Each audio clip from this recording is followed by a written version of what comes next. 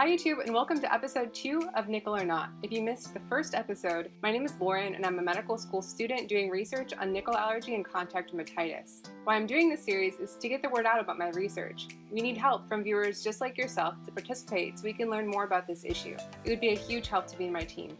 And as an added bonus, we're giving away a $25 Amazon gift certificate to one lucky participant, and that could be you. So if you want to take it now, you can find the link in the description below, or you can wait to the end of the video.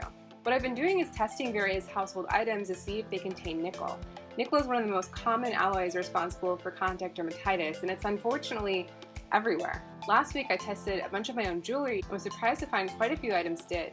This week I'm going to be testing cookware such as spoons, forks, knives, rice cooker, vegetable peeler, whatever I had in my apartment to see if any of it contains nickel. So without further ado, let's get started. I'm starting on again by taking a few drops of the DMG solution, placing it on a Q-tip, and then rubbing the item in question for 15 to 20 seconds. I tested anything that was metallic, even if it had previously been coated in Teflon, as you can see with my old rice cooker. It goes without saying, but if you try this at home, please make sure to wash every item you test afterward. Some of these items are new and others are pretty old, so I think I got a good sampling of wear and tear. After testing what frankly was a ton of different items, I was a little curious why none of them were testing positive. I saw that most of the items had stainless steel printed on the back, and on these two spoons actually, I saw a curious number. One was 1810 and the other one was 188. A few Google searches later I found out that this is a grading system for stainless steel. The 18 refers to the amount of chromium present in the stainless steel, and the 10 refers to the amount of nickel. What? But I tested both of these items with a DMG test, and they both tested negative, so what's going on? So to answer this question, we have to first think about what the DMG test actually is. DMG stands for dimethylglyoxine, and it's a chelating agent. Chelating agent is something that takes metal ions and essentially attaches to them, creating a new molecule or substance.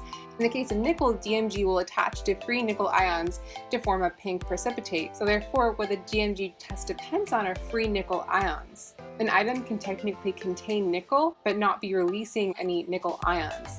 This rate of nickel release is what we're eventually worried about with contact dermatitis. So if an item contains nickel, why isn't it releasing ions? That's thanks to the nature of stainless steel. Stainless steel is designed to be anti-corrosive because it's in contact with water all the time. And being anti-corrosive means that it's resistant to the process of oxidization.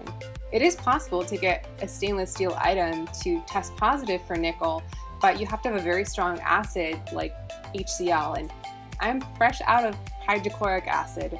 I did a quick literature search behind this topic and found a few different experiments that have been conducted over the years. What researchers interested in this subject have done is attempt to mimic an acidic environment by taking a very acidic food and cooking it for a long time in stainless steel cookware. If you can think of an acidic food, tomato sauce may come to mind, which is exactly what they used, along with lemon marmalade. Not in the same bowl. And whether this resulted in a significant amount of nickel being released is kind of debatable. To summarize the work of one of the more balanced researchers that I read, they concluded that the daily amount of nickel intake is more dependent on what foods you're eating, and recommended that people with a nickel allergy or nickel sensitivity should be more focused on having a correct dietary regimen. Practically, the literature I read seems to point in the direction that most people, even with nickel sensitization, should be able to use stainless steel cookware.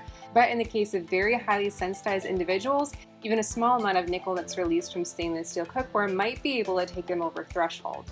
So it should be considered in your daily nickel intake. It looks like for most individuals, even those who are sensitized though, a significant amount is not going to come from stainless steel cookware. Cooking very acidic foods though for a prolonged period of time is probably best left to a different piece of cookware. And while I'm in no position to give advice, if someone does have a nickel allergy and they are concerned, it's best for them to contact their physician, such as a dermatologist or allergy specialist.